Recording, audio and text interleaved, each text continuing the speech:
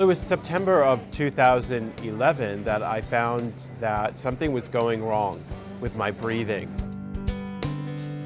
I was getting sicker and sicker and losing my capacities every day to the point where, going up and down stairs, I was so winded. My father had passed away at 41 years old of very serious heart disease that he had not had treated all his life. I know Miriam's reputation and practice of excellence, so I felt that if there was anywhere I was going to go, it was Miriam. I went into the emergency room around midnight, and I had finally gone to my own room by 2 a.m. and by 8 a.m. in the midst of doing all these tests, I knew that, I had congestive heart failure because I had had an echocardiogram so early, and that was so vital to figure out what was going on. There were questions about whether I'd need a heart transplant.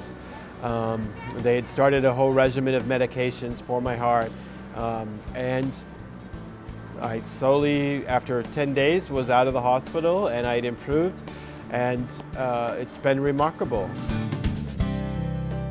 This was so gravely serious on some level that the life I had planned, the life I had envisioned after graduate school may never come to pass. In fact, I didn't know quite what kind of life I might even be able to envision for myself. Hi, Kevin. How are you? It was a real turning point for me in my own coping with this when Dr. Crane, my cardiologist, said to me, a lot of how things go for you is going to depend on what you do when you leave here, and that what you eat, how you live your life is going to play a key role in how your heart does. And once my symptoms cleared, Dr. Crane was very keen to refer me to the cardiac rehab program here at the Center for Cardiac Fitness, and here I am.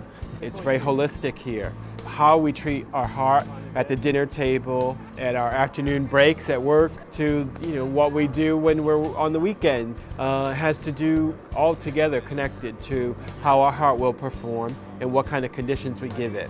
I had told my cardiac physiologist, Adam, at the Center for Cardiac Fitness, that I was quite afraid of my body after I got out of the hospital because I did not know what it could do, what it could not do. I had gotten very clear messages while I was in the hospital that my heart was significantly damaged. I was constantly encouraged by the staff here and by Adam to monitor myself, but to feel comfortable being on the treadmill, to feel comfortable being on the bike, to push myself a little bit, to give myself some effort, to see what was left inside of me. And then I felt I was in control of my body, and that my body wasn't this sort of hidden time bomb that it had become.